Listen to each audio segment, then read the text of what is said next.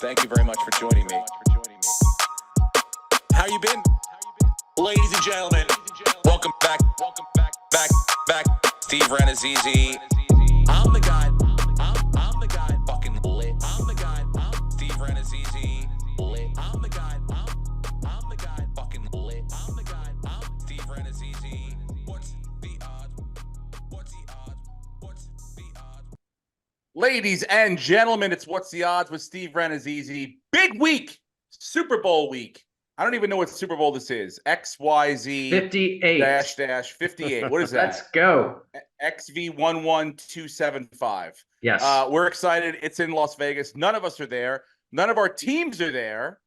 But we are joined by a special guest this week. Someone that's going to help us break down the numbers. Now, look, we go with our gut, but this guy knows what he's talking about. Edward Egros. Did I say that correctly? Egros. Bingo. He's here to help us break down all the numbers.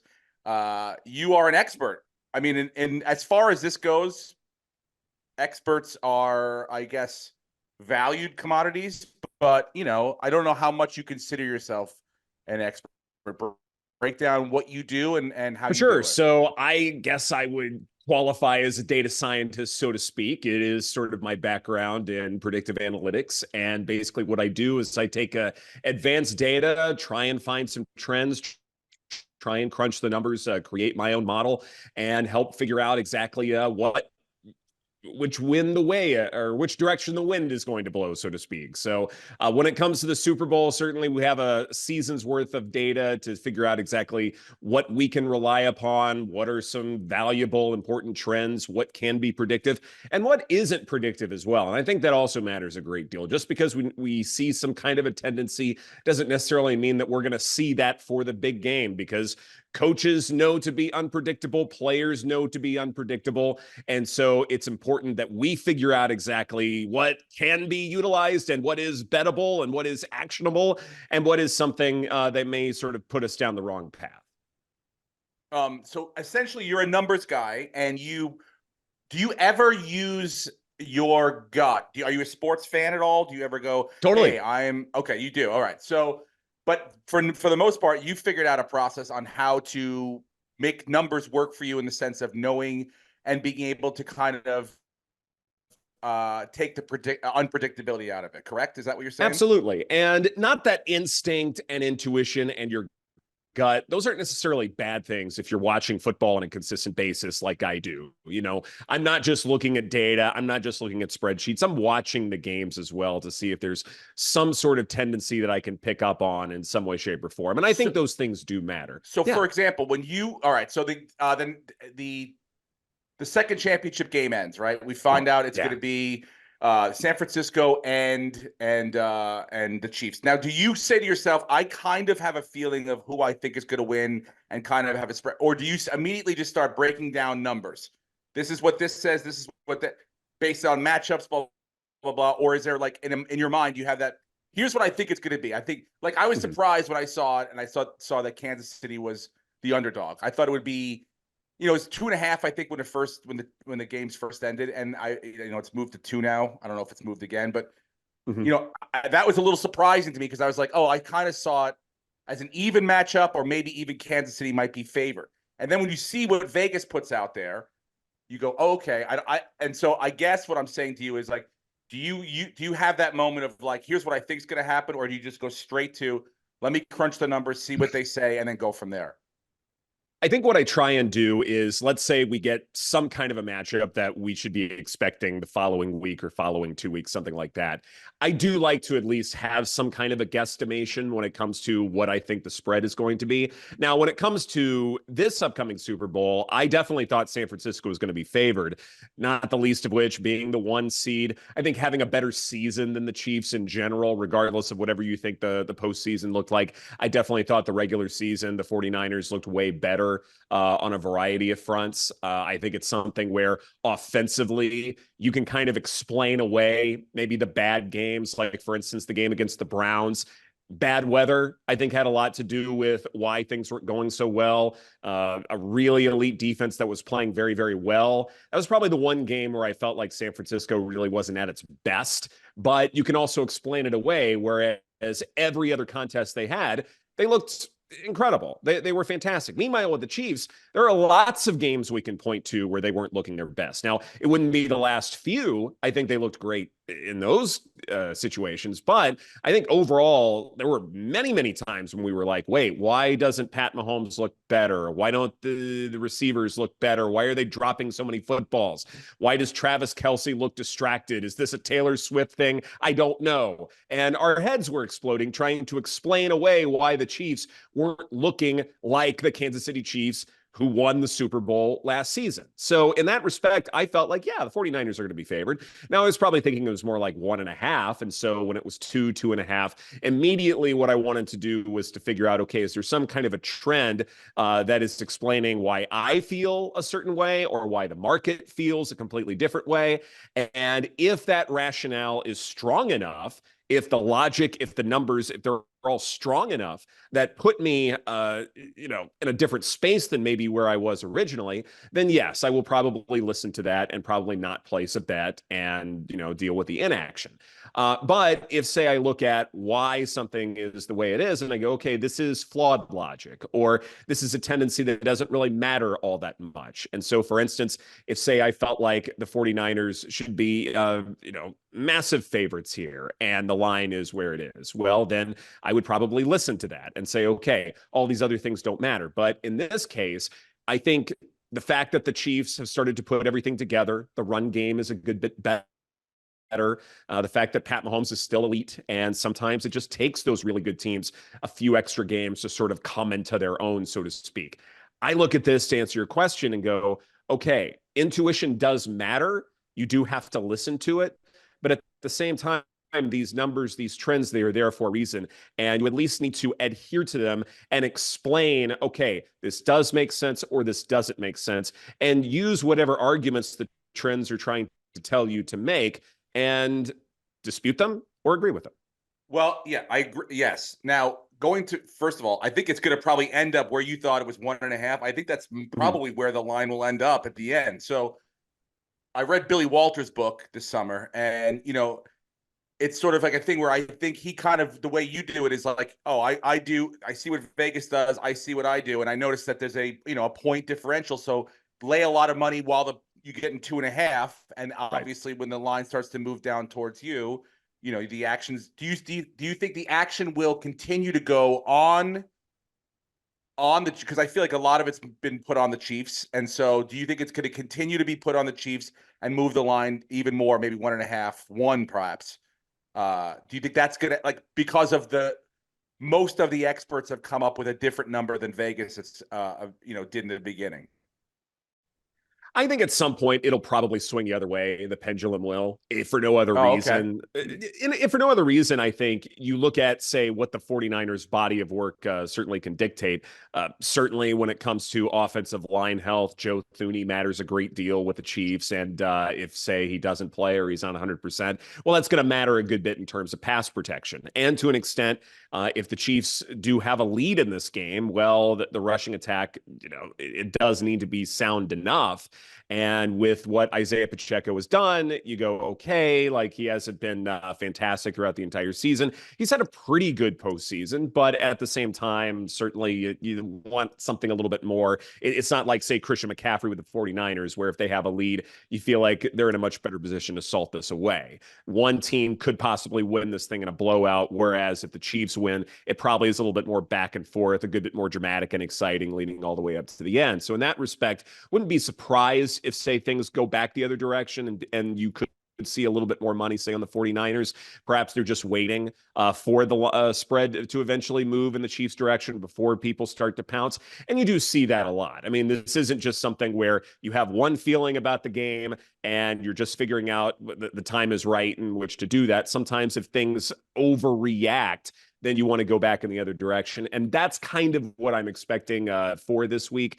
San Francisco, again, there are a lot of reasons why they could pose a lot of problems to Pat Mahomes, but it could be a rather close game that, winds up ending with a field goal of some kind. So in that respect, maybe it's best to wait a little bit until you can get, say, a 1.5, and then you want to go back in the other direction.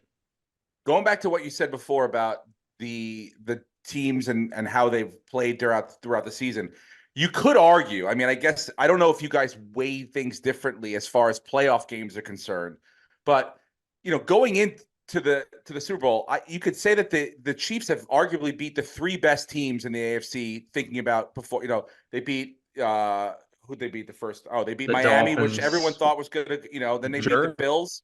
Then they beat the Ravens on the road. So it's Handedly. and to look at San Francisco and you say they kind of, they had a bye, then they kind of, survived. And then they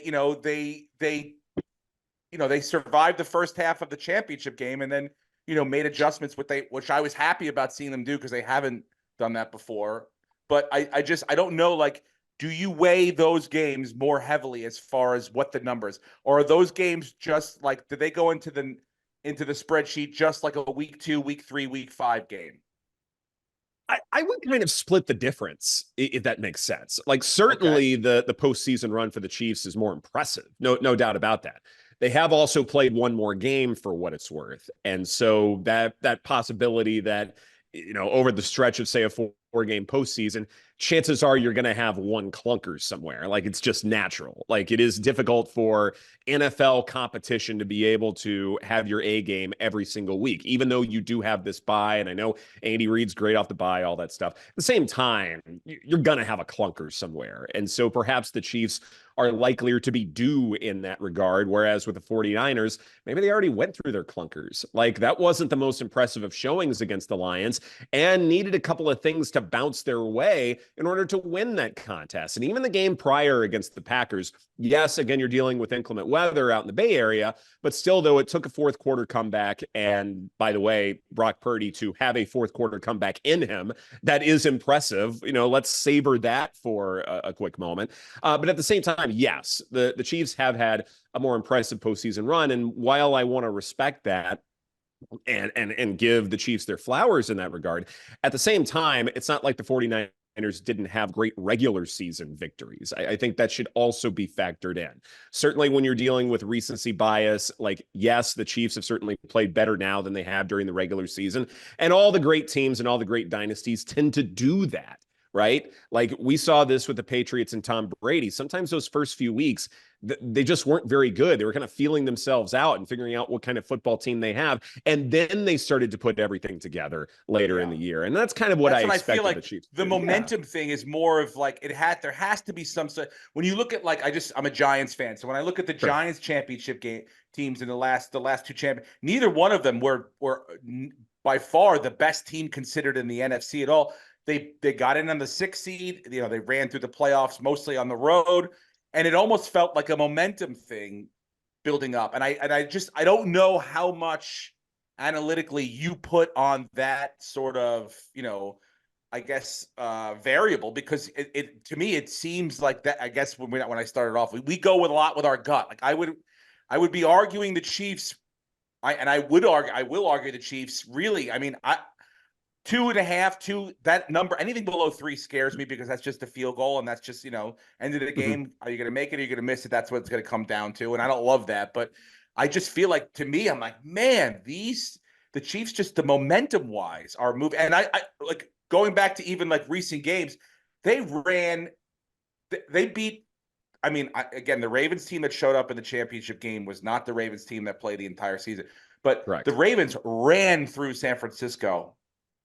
And it was not even a close game. And then, the Chiefs just beat them 2 weeks ago, a week and a half ago. So I look at that, I go, how, unless San Francisco, and going back to what you said before, has a completely different game plan than what, they're going to try to do some trick stuff or try to, catch people off guard. I'm not sure if that's what's going to happen, but I think that's, if both teams show up with the teams that they have this year, and that, at their best, I think 49ers are going to win the game. But I just feel like, to me, with the momentum going forward, with the way they've played over the last couple, if things stay tight, San Francisco will get tighter. And, I just feel like, to me, it's a 7-point game for Kansas City in that direction, if everything goes the way I think it's going to go, which it will, because I'm the smartest person in the world. Well, if that is the Right? case, then Yeah. I am at your altar, and I have brought my notebook and pen. And I don't think it's going to be a blowout at all, in any way, shape, or form. I really don't. I don't think either sure, team gets Super blown out. Bowls usually aren't. Yeah. And I think that, a lot of people think that if it is a blowout, the 49ers are going to be the ones doing the blowout. But to me, I'm like, I think it's going to be a one possession game where it comes down to it. But I said 7 was a lot. I see 3.5. Mm-hmm. I see 3.5, 3 points for sure going to Kansas City. Yeah, I think they win by at least a field goal. I just momentum. That's what I look at. Momentum. And then there are other. I mean, I know. Do you ever put variables on like Patrick Mahomes has had a real shit week? Like, he's not. This is not like, man, everyone's, oh my God, Patrick Mahomes. He's like Captain America. He's actually going into this as like not, obviously an underdog, but also like a villain in a sense. Like, people don't want to see them there. People are sick of the Chiefs. A lot of people. So I think with all that and what they've gone through in the playoffs with that same feeling, that is powerful to me. That is something that I don't know numbers wise if you could put a number on it, but that to me speaks volumes when I'm thinking about who's going to win this game. Do you think the Swifties consider the Chiefs to be villains? I can definitely see like some football fans feeling that way, but you do have casual observers, I feel like, who may be looking at the Chiefs a little bit differently. Oh, yeah. Oh, for sure. They're going to be, everyone that's like the looky-loos are going to be all for the Chiefs because, they're a popular team and Travis and Taylor. But I'm thinking of like the NFL, like the people that watch the NFL are probably sick of watching Patrick Mahomes. So he feels, and obviously with his dad stuff this week, it's like that isn't fun. So it's like you have all this going into it. And people keep asking, I see a lot of pundits like, oh, is it going to distract him? I'm like, no, I think with this guy's like Michael Jordan, dude. Those things do not distract people of that caliber athlete. They hyper focus them and they make them into, even better versions of themselves. In most cases, when you're talking about guys of that, and I think he is. And so to me, I'm like, there is no getting him, off of focus or anything like that. All those things come together. I go, I have a feeling this is going to be, we've looked past the Chiefs now. I guess Miami, they were like, all right, the Chiefs should beat Miami, but the Bills, we were on the Bills, we were on the Ravens, and I feel like keep looking past us, and it's going to be at your own peril. Mm-hmm. Sure. And this was a different year than how it's been in seasons past, where they had to go on the road. And we weren't impressed with this receiving core outside of Travis Kelce and Rashee Rice. Like, Marquez Valdez-Scantling is not Tyreek Hill.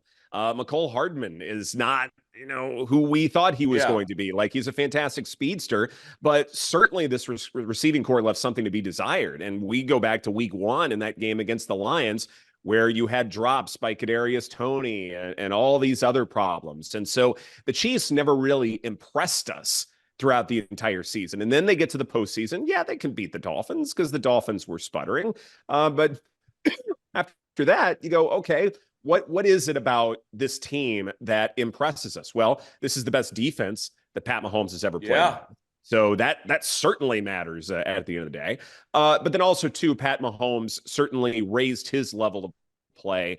And I think in turn, it kind of helped everyone else out. And so this had to be a more conservative offense to work. Ultimately, it has. And so, yes, they're going to get the 49ers' best shot. But the 49ers are going to keep the Chiefs' best shot. And that's all you want in a Super Bowl. But you mentioned something when it comes to that 49ers game against the Ravens. And I think this is a really important point. Brock Purdy is only in his second year in the league, and he was Mr. Irrelevant. Like, he wasn't expecting to take the reins and become this sort of quasi-franchise quarterback for one of the proud franchises in the NFL.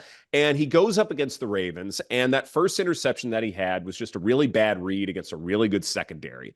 Then after that, he just got really unlucky, and the wheels kind of fell off. And we looked at Baltimore very differently, and to an extent, we looked at San Francisco very differently after that contest. But Purdy was really unlucky, but it felt like because of the quality of competition that he went up against, we went, oh, wow, maybe Brock Purdy isn't who we thought he was. We do this weird thing in football. We do this more in college, but we do this in the NFL a lot, where if we look at strength of competition, best against best, or the top 3, top 4 teams squaring off, we sort of value that game perhaps a little bit more than we should, right? Like if you play poorly against the best of the best, then we go, okay, maybe you're not as good as you thought you were. But if it's against mediocre competition or maybe even bad competition, then we might try and explain it away or excuse it or something of the sort. That has never really made sense to me. Like if you lose against the Ravens, like there's not necessarily anything bad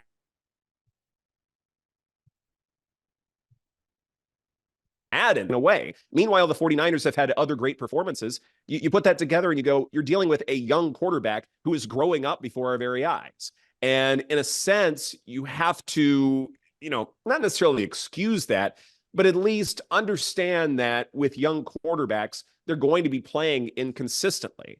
And if they have an unlucky game, well, that's not necessarily because they're bad or they're learning. It's just that was their fluke.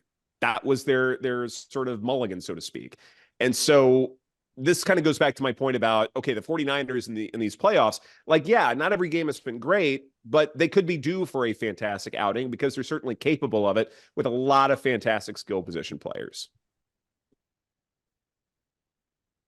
Do you think what moves the line more? Is it big whales putting heavy money down, the $500,000, $1 million bets, or is it just the momentum of who people are going with at the time?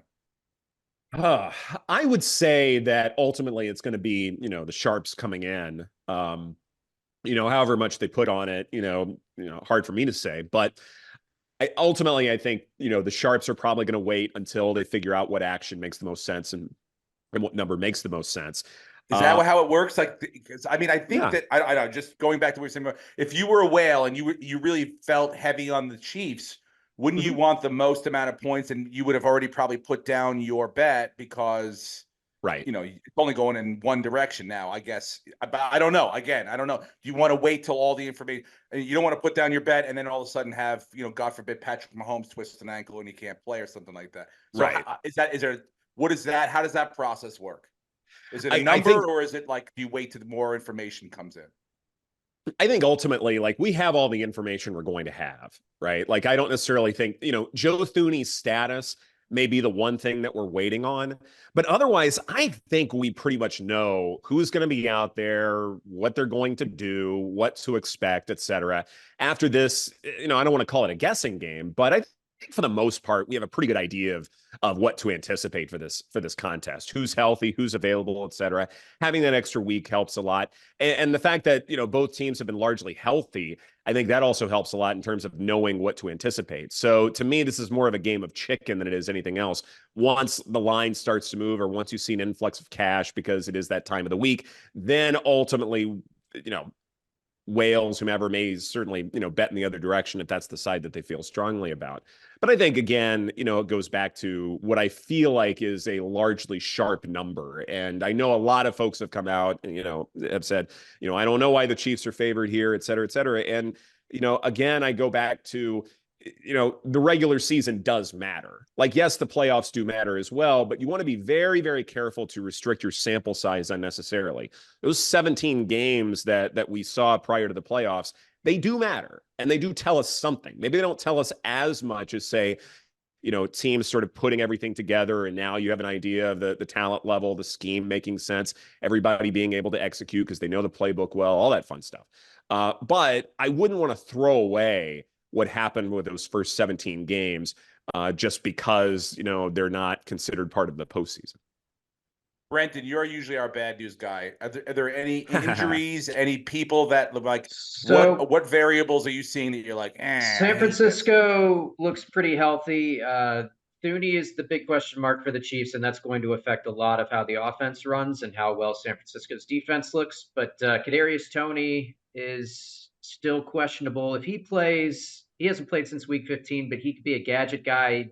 Reed throws him in, throws in a wrinkle that San Francisco hasn't seen, and obviously he can do damage with his speed. If he catches it. If he catches it. But keep in mind, he did have the game-winning catch last year in the Super Bowl, so he has been there, and he could hurt them.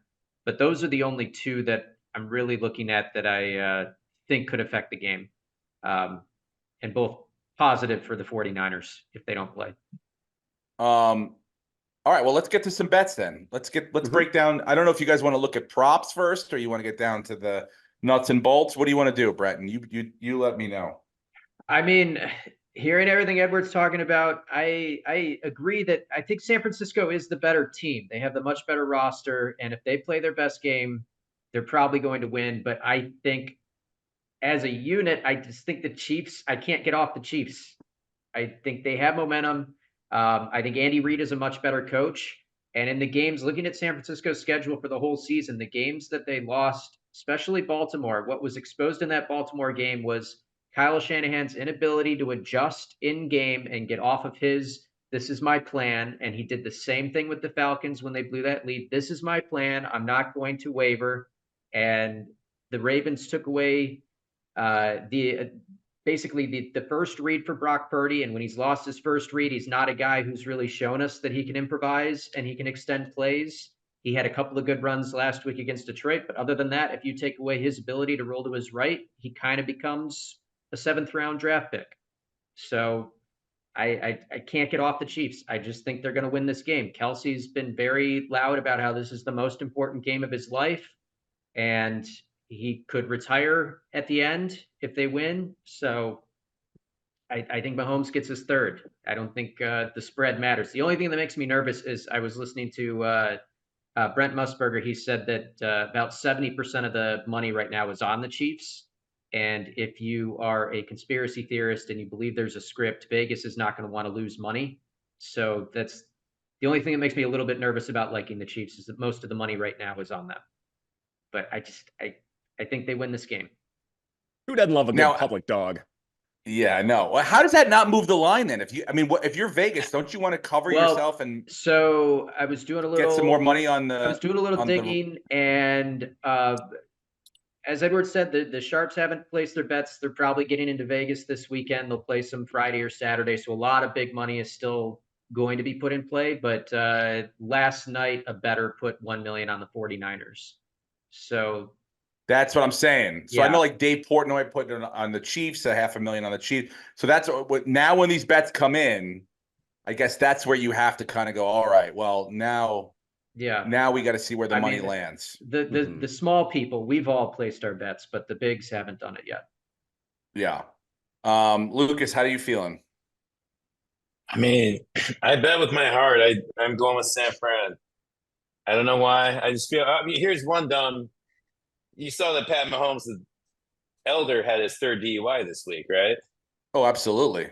And the last time a Chief got a DUI, they lost the Super Bowl. So, we're talking about finding patterns here. Wow. Wow. All right. I mean, it is like his 11th or like 3rd. I don't know what it is. It's his 3rd, but it's in Texas. So I think it almost dilutes the number, I think, a little bit, or the value of that fact. But I'm just saying, that's I mean, that's probably.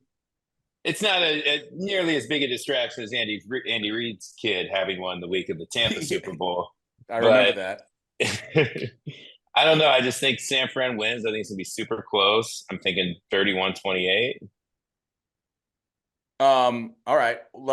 Edward, do you want to let us know what you're thinking as far as that? Or I don't know. You are an expert. I don't want you giving anything away that you normally charge for. So right. No. Absolutely. This is probably one where I am very torn. If I can get, say, a better number, like if this does go down to say like 1.5, then absolutely I'm going to pound San Francisco here.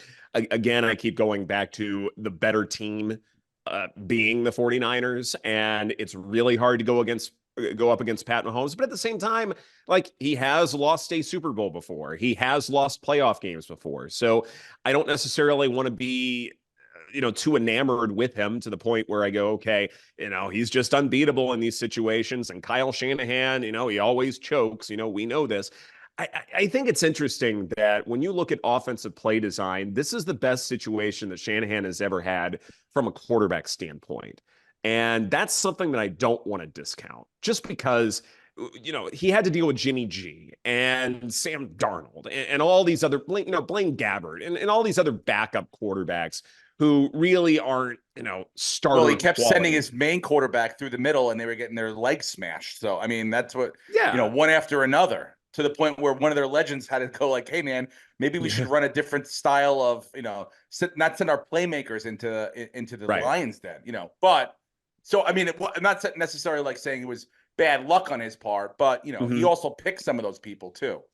Sure, he absolutely did. And this is the thing about being a head coach. You are responsible for so many different things that they are just bound to screw something up. Like someone like Sean McVay being based out of LA, I watch him carefully, and some of his in-game play decisions are absolutely baffling. You go, okay, this is one of the great play designers and play callers in the NFL, in the history of the NFL, yet he doesn't know what to do about a fourth down. He doesn't know that third downs can be used to set up good fourth down plays. Just can't do it to save his life. And I think it's one of the reasons why the Rams lost to the Lions these playoffs. I do think this was one of those little things that Sean McVay does struggle with, even though he does everything else really, really, really well.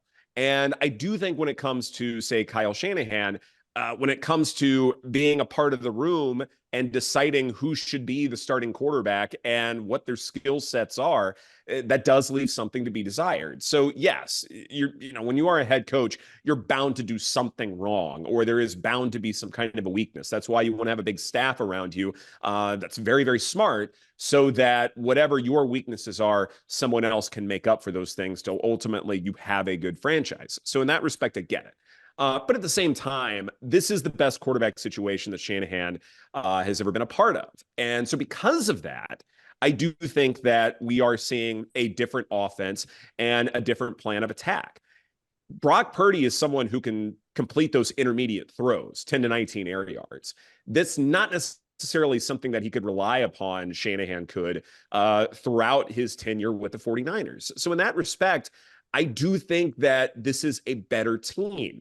This defense can be really baffling, even to the best of quarterbacks like a Pat Mahomes. You have coverage linebackers that, they're just really, really hard to come by in today's NFL.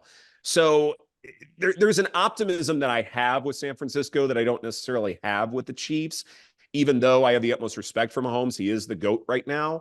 So I probably want to wait for the pristine number, or the number as good as it's going to get. So I probably back San Francisco here. All right. I mean, look, I hope this is, every time I think about a Super Bowl, I just hope that there's no like injury that affects everything. I hope everyone gets to be healthy throughout the game. And unlike the AFC Championship game, I hope both teams show up with a game plan that's similar to what they did the best version of themselves throughout the year. You know what I'm saying? That they're not like, we got, I don't know how you felt about the Ravens and the Chiefs, but I feel like we all got bamboozled that a completely different team showed up to play the Chiefs, so you said in the very beginning, like some coaches try to outthink or outplan or strategize. I don't believe Andy Reid's one of those guys. I believe Andy Reid's one of those guys that can just sit in the pocket and remain calm under probably very, not calm situations in the Super Bowl, and be able to navigate the decision-making process better than a lot of other coaches, most other coaches. So that to me is a big issue as well. Like, how do those guys take care of game management? We hear a lot about game management as far as Brock Purdy, but like, the true game managers are the coaches, and I think that Andy Reid, it's hard to find one better than him. So, I just I'm hoping that that's what it is. It's the game that we're looking for. It's a tight, close game, and the Chiefs win by 3. That's all I'm looking for. That's what I think is going to happen. Now let's get to some other props. Let's get to the real fun stuff, Brenton. I mean, I think this is the easiest bet in all the Super Bowl. Ed, tell me if you agree, but an anytime touchdown from Travis Kelce, how is that not free money? Oh, he's going to score once, right? You're getting negative odds on that, though, right? It's minus 130. I mean, I would say McCaffrey is probably more of a lock. They're both pretty good locks, but McCaffrey's more of a lock if he's healthy. I would agree. I would totally agree. There are times maybe it'll go to the backup tight end for the Chiefs. Like certainly it's going to be through the air. This is not a red zone offense that likes to keep it on the ground. The Chiefs, they will be passing it for their scores, but who will the target be? Travis Kelce may be the obvious direction, but the backup tight end, Rashee Rice, I feel pretty good about his anytime touchdown potential just because he is as reliable a wide receiver as the Chiefs have. But I could definitely see a situation where like Kelce has maybe 100 receiving yards, but doesn't find pay dirt. I feel like the one that keeps getting shoved down my throat every time I open up an app is Pacheco rushing yards 67, around that number. And I feel like whenever they try to shove one of those down our throat, they know more than what we know. So what do they know that we don't know? What do you think, Ed? I haven't so much looked at rushing yards, though I think there's probably some correlation here. I'm a firm believer that he will go under 16 and a half rushing attempts.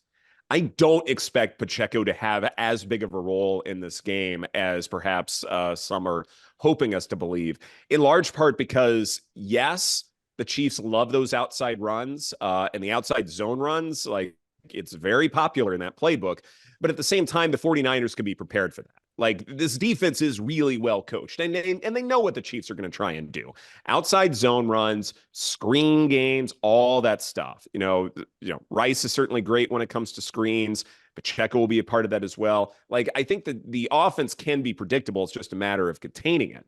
At the same time, if they're going to do these outside zone runs, why not have Jerick McKinnon or another backup running back be a part of that? Or why not have jet sweeps? McCole Hardman was a part of that the last time these two teams squared off. Wouldn't be surprised if, say, wide receivers are part of the running game a little bit more, and Pacheco will have less of a role. Tony on a jet sweep would be great. Sure.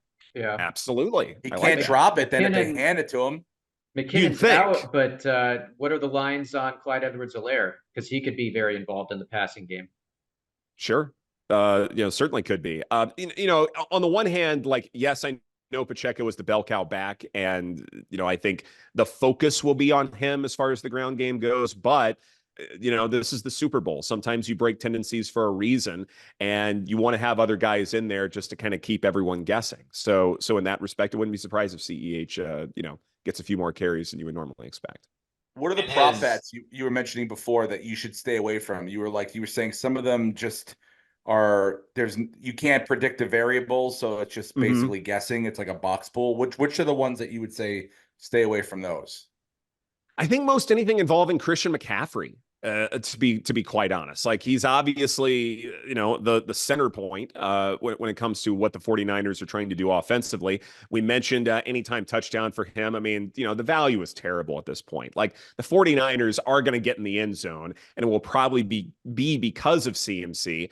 But if this is just the one time when it's not going to be there, then you're having to put down a ton of money with a really expensive line, just be able to cash in, a small payout. So in that respect, yards, carries, etc., I expect those to be fairly predictable. So I think I'm looking more at, say, the passing game for the 49ers. I think, and also too, the Chiefs' run defense has been atrocious. Like, let's call a spade here. We know CMC is going to get a bunch of carries. We know they're going to try and give him the ball a good bit, especially in short yardage situations. So I would probably avoid most anything with him unless it's, say, like Super Bowl MVP. That might be fine if you're backing the 49ers. But that's the only bet I can think of right now involving him that I would take seriously. So you're cool with coin toss then? It's 50-50, Steve. That's what I was expecting to be like. Coin toss, those are dumb. The fun ones. 50-50, win every time, baby. That's what I'm saying. I'm like, it has to be a variable. I mean, even though they're playing in a dome, which way is the wind blowing? Look. They will have the dome open for the flyover, right? I have to believe, right? Does it open? I think it opens, and there's a bet you can take over 4.5 or under 4.5 planes in the flyover. Ooh, really? Yeah, interesting. I should call my buddy in the Air Force. See what right? Get a little intel on that. I mean, man. Do you ever do those? Do you ever do you ever get involved in those? Like, do you ever spend time calculating or crunching numbers based on a dumb bet like that? That one, no, but Yeah, well, yeah. certainly like national anthem duration. Yeah, what about those? Yeah, those can be fun just because like if say you're dealing with like an older singer, like what is it? Like, you know, what is the genre? Is it country music? Is it Yeah. R&B, etc.? Like I think we read too much into those. I just want to know how old the singer is because Oh, I do really? think, yeah, because like I wonder if like if you're really, really young, then you want to milk it for all it's worth because you Ah. know you're young. But if say you're middle-aged, whatever, it's a job, it's fine. But then if you are toward the end of your career and this is one of your last hoorahs, how do you not milk it? How is there not some sort of random instrumental in the middle of a lyric where you stop and it plays for like a good 15 seconds and you're looking at your stopwatch because everyone's got their stopwatch on their phone going. And you look at that and you go, okay, just, you know, hold on trombone for just a few more notes and we're all going to get home. I got to think that age matters a great deal here. So there's probably like some indicator and things like that I care about. Who is it this year? Is it Reba? It's Reba. Reba. And It's I have Reba. the line's at 90.5 seconds. It opened at 83.5. So based off your logic, Ed, I'm assuming you're going to take the under, right? If the line shifts that much within a week and a half. But she's also hit the under like every time she's sung the national anthem. Well, Right. and the Probably that overs came hit from. 9 times and the unders hit 7 with one That's what I'm push. talking about. Lunatics have gone back and watched on YouTube every time that Reba McEntire is sang the national anthem. You know, are these like that's great? And but I mean, I assume you're not wasting your time and your brain capacity on that, or are you? I am not watching every national anthem on YouTube. Okay. All right, cool. No, I can't do that. That does feel like a waste of time. But to your point, though, how many more times is Reba McEntire going to get on a stage of this? Like, I mean, the Grammys, whatever. Probably this is the biggest stage. Like, this is it. So, what's it? 90 seconds? That's a minute and a half right now. Yeah. I like the over. Yeah, I would go over that. I would too. Chris Singleton went 2 minutes and 5 seconds, or actually 2 minutes and 1 second last year. Mm-hmm. Yeah. Now he has a little more of a vocal range at his level right now than she does, so she might not want to start climbing stairs that she might not be able to get up. You know what I'm saying? But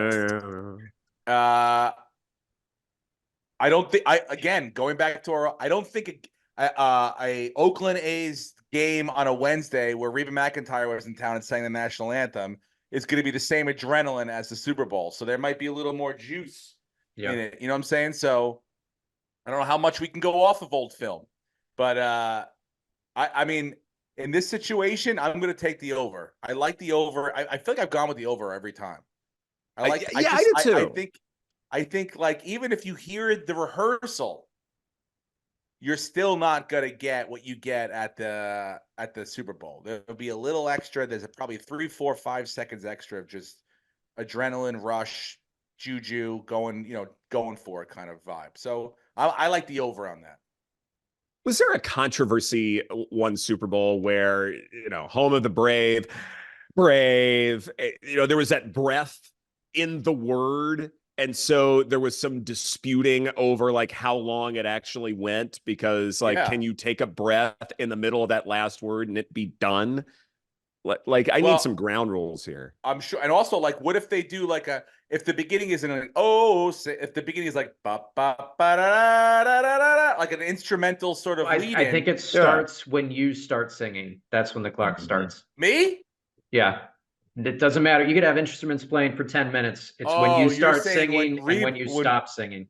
Oh, when Reba opens her mouth is when we start. Yes. What do you? How did you look that up? Is that doesn't? I mean, it's just common knowledge. Sure about Steve. that? Yeah. What? I don't think it's common knowledge. To me, the national anthem starts when the fucking music starts. It'd be an easy bet to fix though, because you could just tell, hey, I put $1 million on the over, so let's get the trombones going.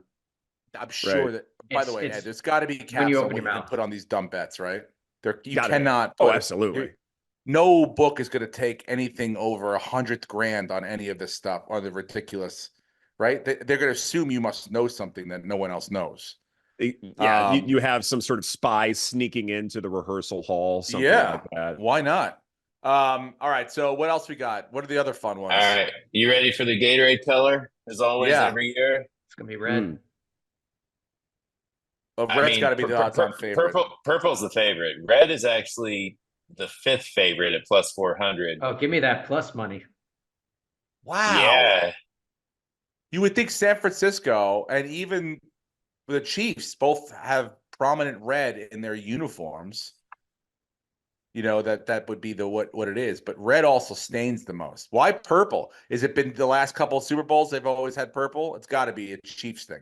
No, it's 13% of the time it's been purple in 3 Super Bowls. The most common is orange, which is damn near 22% of the time. It's been used 5 times. Oh, is that the favorite? No, orange is the 2nd favorite at plus 325. Give me orange. Because I like the Wasn't it Chiefs orange too. when Yeah. the Chiefs won last year or the first time? It was Yeah. actually it was purple in 2023. That's probably why it's the favorite this year. When the Chiefs won in 2020, it was orange. Ah. But it Show me hasn't red. been red. It hasn't been red in when's the last time? Dude, red Actually, fucking never. stains, dude. Red It stains does. bad. This is the year for red. This is not the year for red. It's an Nobody- election year. Make Gatorade red again. Red is the No. only color they've never used. They've used clear 4 times. They've never dumped red.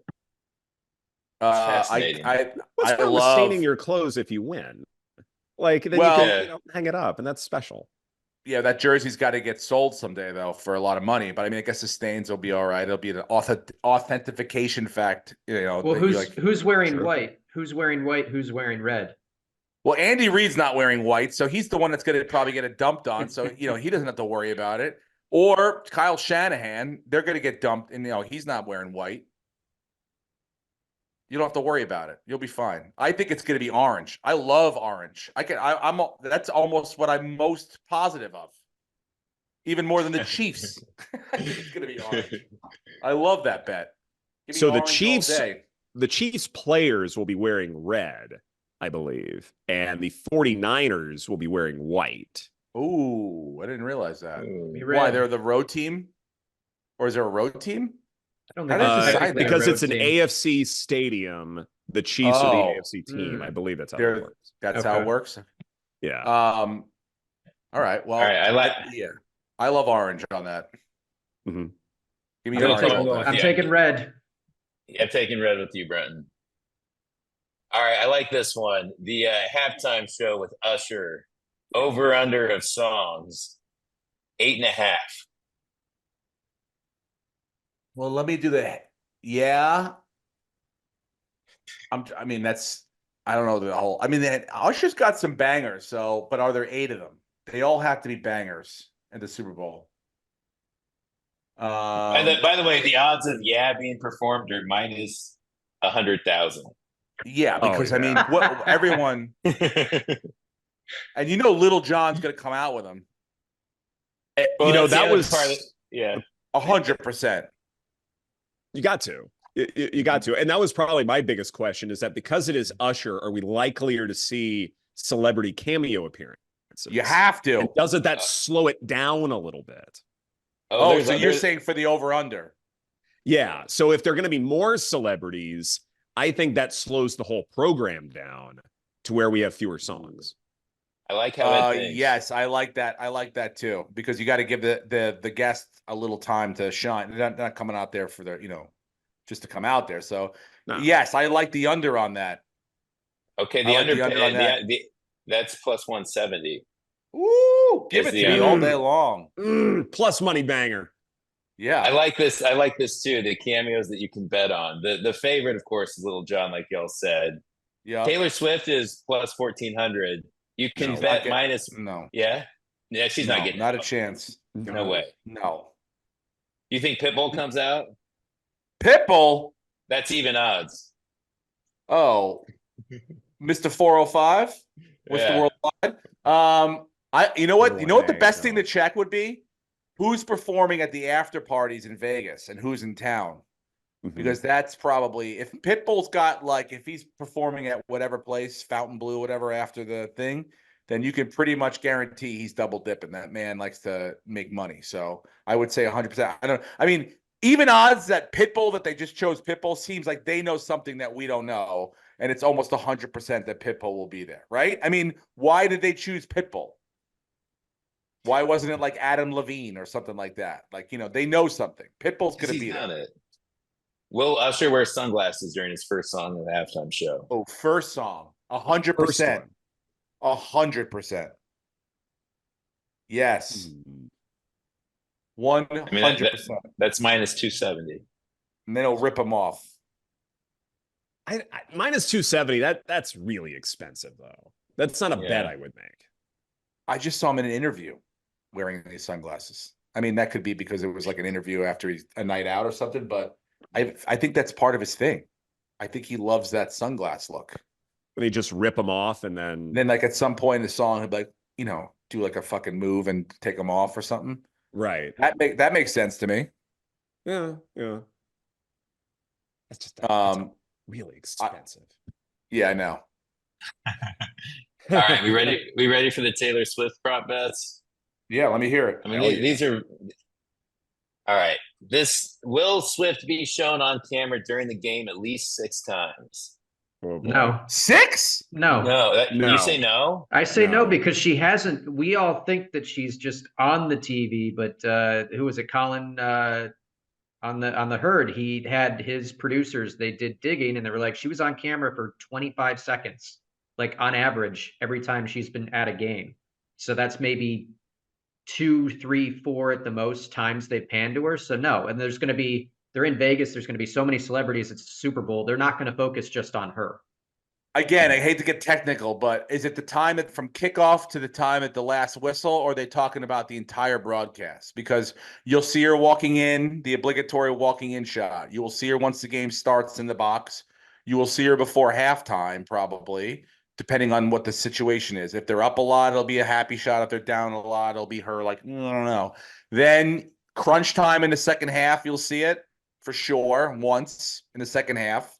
If the Chiefs are coming down to it and they're going to win, you might get one more before the end of the game, but you'll definitely get one after the game ends. So I don't know if it's the broadcast.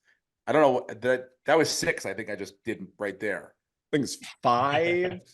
5, yeah. So that makes sense to me. Yeah, I think we're around 4 to 5 here because if Travis Kelce scores a touchdown, I think Swift gets 2 cutaways. One during the touchdown celebration, and then one as part of the replay, where you look at the box one more time. But yeah. I probably would take away like 1 or 2 that you listed off. So I'm probably around 5. Yeah.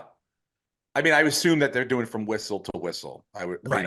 You're going to see her before the game for sure. You're going to see her after the game. I don't think they would give us 2.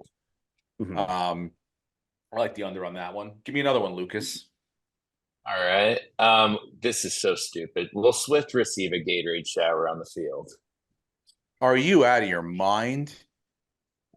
Yeah. 3 Mossad agents would destroy whoever poured any sort of liquid on Taylor Swift. You wouldn't even see those people again. They would be gone. It didn't even matter what position they held in the franchise. It doesn't matter. No one is pouring any liquid. Will Kadarius Toney pour liquid on Taylor Swift? I mean, no. But Kadarius Toney, that might be the one that makes the most sense to give him a reason. Kadarius, go pour this on T Swift so that we can cut you right after you do it. Yeah, no, I don't think anyone's touching Taylor Swift with any liquid. Okay. Not a chance. If Kadarius Toney does that, I think he gets an all expenses paid trip to Guantanamo Bay. Yeah, that'd be a big problem for Kadarius Toney. I mean, these are going back to the coin toss. I know it's 50-50, but I'm looking at the stats from the last 54 Super Bowls. Which one do you think has won more? Tails or heads? Say heads. I'm going to say heads. I think it's tails. It's tails. Tails has won 29 times, heads 25. So if you're a betting man, it's the year to take heads. What are they? I mean, they got to be even, right? Minus 110 apiece? Yeah. Yeah.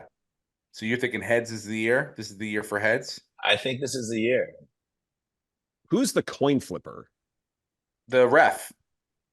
No, Oh, it's isn't it? usually Oh, some no. sort of Oh, a like celebrity. Yeah, yeah, yeah. Like an yeah, some sort of honorary yeah. And I always think, okay, if this is Wayne an Newton. older person, yeah, it should be Wayne Newton. Yeah, Celine Dion, something like that. Yeah. If it Can't is be someone Celine Dion. older, Taylor and her Carrot had beef. Top. Oh, yeah, it's true. yeah, older people, they don't flip the coin as much. And so it bounces and then it only flips once. So if this is someone elderly or geriatric, I'm likelier to go tails. Interest, man. I like your thought Yeah, on I that. love I how like that ages because it is true. Think about it. They go, Makes all so right, much sense. gentlemen, this is the coin. Right. This is heads. They go, this is heads, this is tails. Gentlemen, you see it? And then he probably puts it on his fat thumb, I assume it's a man, on the tail side up. And because he's so geriatric, he can't get it to flip that many times. It probably goes over once, lands right back on fucking tails. Mm-hmm. Wow. I like this bet too. Will Taylor Swift wear an outfit made by Kristen Juszczyk, who is, of course, it's the San Francisco fullback. Justin. swipe. She makes those jackets out of jerseys, and now the NFL is licensed. Yeah, she's probably going to wear that jacket, I would think. Made by the opposing team's fullback. Because she's going to be there, obviously, because her husband's playing in the game, so she's going to want to wear it, and she's like supporting, and she's a feminist, and she's a pal, and yeah, she's going to wear it. This is the one time to especially wear it. You don't Opposite need a team, jacket though. dude, in Vegas. But it's a boot and a Kelsey box. jacket that she made for Taylor. Yeah, It's but not who like wants she's to wearing wear a 49ers. jacket in a box. She's gonna come in with it. She'll probably take it off during the game, but she'll have it. It's fashion. Mm-hmm. What's the weather going to be in Vegas this week? Does anyone know? I mean, just because that's the only way I want it. For the only reason. Alexa, what's the Is she weather? gonna in wear a Las It's going to be Vegas? 53 and sunny. Oh, that's cold. She will wear a jacket, Brenton. You're Yeah. absolutely right. Yeah. Plus, she's getting off of a very long flight. Women get cold on airplanes. Alexa off. Women get cold on planes. I know that. Long-winded So, Alexa yeah. there. 13-hour flight. Now, Alexa, give us the barometric pressure in Las Vegas this weekend. Yeah, I love that bet. I love I mean, that's yes. Knowing She's all the wearing that information I jacket. know. She's gonna wear She's that wearing a jacket. jacket. Or maybe another jacket. Maybe she's gotten two from her, but she's gonna wear that jacket and support her. Do they have any bets about who's going to be in the box with her? It's gonna be Brittany and Jackson, and I guess not the father now. Right. You are not the father. Yeah, is he going to be there? That's a good bet. He probably won't be, right? I mean, Too much of a distraction. Yeah. I Yeah. don't think he'd Even like if he to be in can there. be. Yeah. But Yeah. isn't the third DUI dude, like a felony? Like, wouldn't he be under arrest right now? Yeah, I think he is. He has a mugshot. Dude, that's got. If this is not your rock bottom where you're going to miss your son playing the Super Bowl, what the fuck, bro? Yeah. But I would assume he'd be there. He'd be like with a drink in his hand. So maybe he won't be in the Got an box. Uber Maybe tonight, bitch. he'll sit somewhere where no one's yeah. going to notice him. They don't Right. have a prop though about who's going to be in the box, like names. I'm not seeing it, but I'm sure they'll have it before the game kicks. Let's go ahead. As I say, who'll be mentioned first in Super Bowl MVP's speech?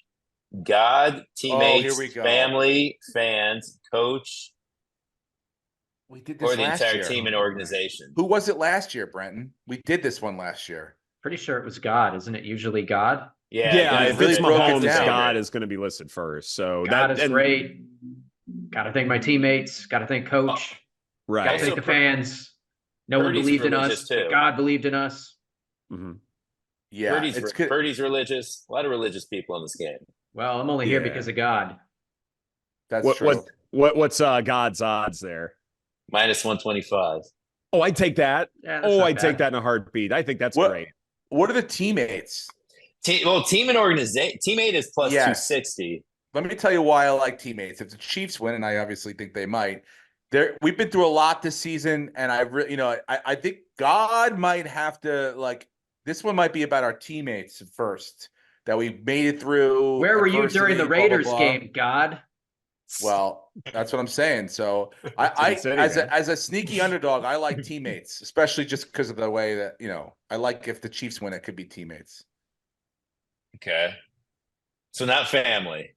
If Mahomes wins, he probably want to shout out It his. probably doesn't want to No, shout out his father. family. Mm-mm. Not right now. No. No. We'll keep that later. All right. Back to who do we like as the MVP of the Super Bowl?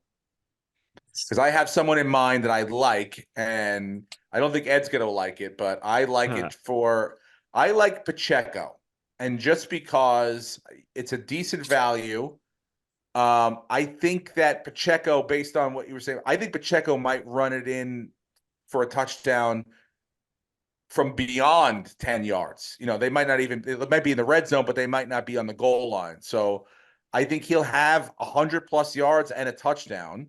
And depending on which way the game goes, if it's a defensive battle, that might be enough, especially if they can drain the clock and kind of run the ball at the end of the game and kind of go to him, and he could get first downs and things like that. So as a a not sexy pick, I like him as a what are the odds you got for him there, Lucas?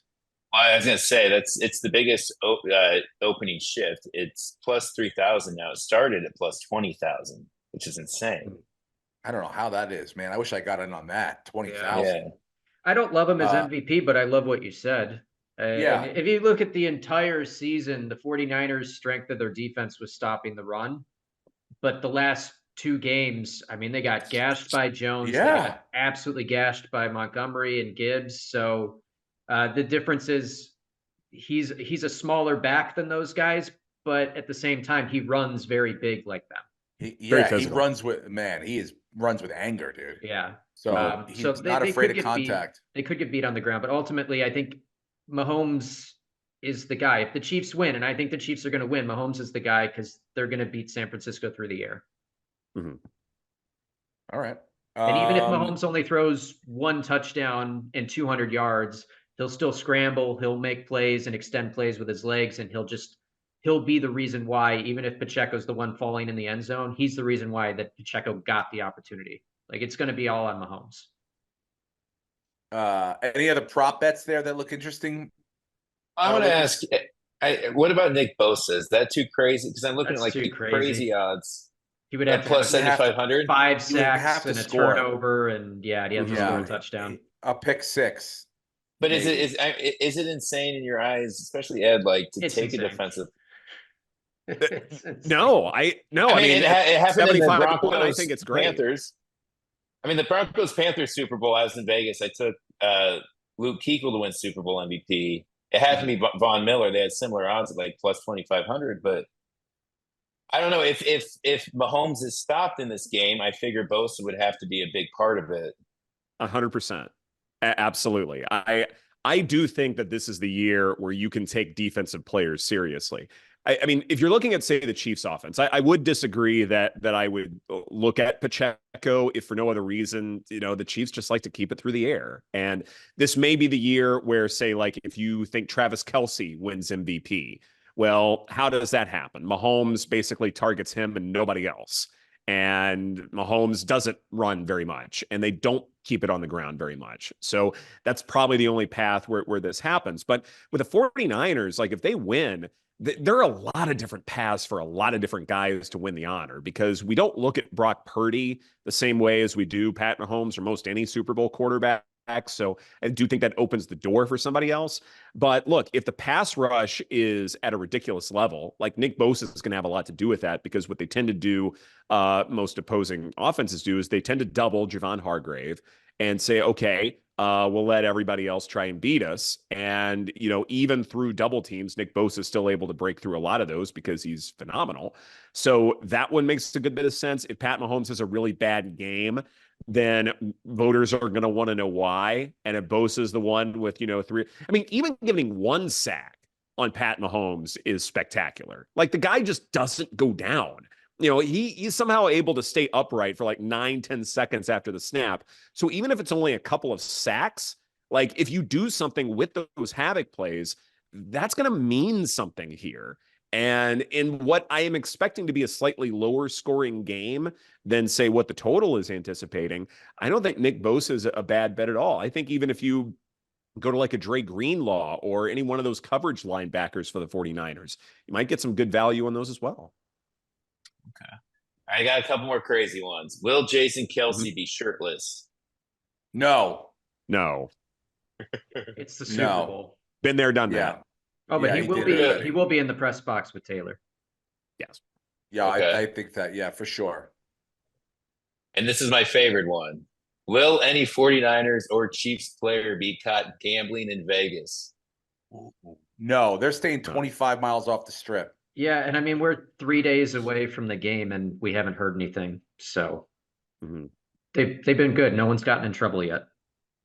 They're not allowed to go into casinos, right? I would hope I'm not. being serious. Yeah, like the Yeah. players are Yeah. not. Like they're not even allowed to walk through them. I think that's why they're staying away from them. But if you're a player and you're not playing the Super Bowl, you can go to a casino for sure. I'm positive, right? Yeah, yeah, Mhm. absolutely. Yeah, it's not like it's just like a ban on all NFL players in casino. Because if you're staying in a hotel on a strip, I mean, to get to your room, you got to walk to the fuck casino in most of these hotels. So Right. I assume that's why the teams are staying. I heard they're staying like 25 miles away from the strip. Where is Jamison Williams staying?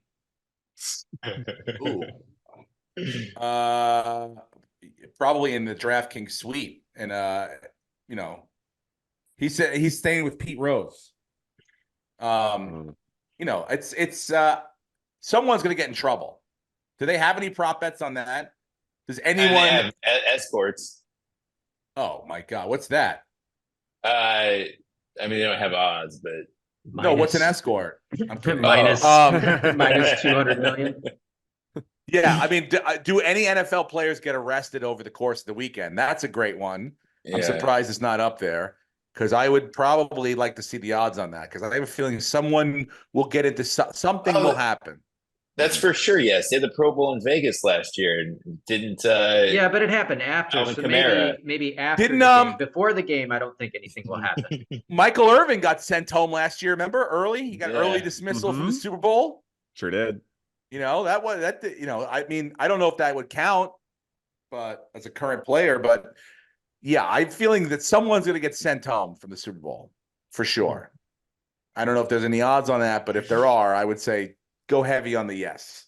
This is also the first year they've had the odds of will any coach or player cry during the national anthem because Nick Sirianni cried during the anthem last year. So now it's a bet we can make. No, I think Nick I would say Sirianni is no. just a crier. Yeah. Plus, Reba, I don't think brings the tears out like some other singers might. No, I don't think so either.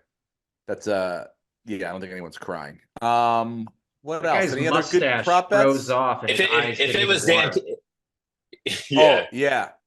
Dan Campbell for sure. Dan Campbell's crying at the national anthem for sure. All right. Well, I think we covered it all, guys. I appreciate your time, Ed. Thank you so much for joining us this week, man. I really this was awesome. I mean, because we usually spout idiotic theories based on no factual information whatsoever. But Brent I'm pretty will come sure up we with- had a winning record this year. Yeah, we did Yeah. pretty well. Now, Ed, what do you think the final score is? Oh boy. Remind Oh me yeah, what let's do over under. What's over under? 47 did and a you have? half.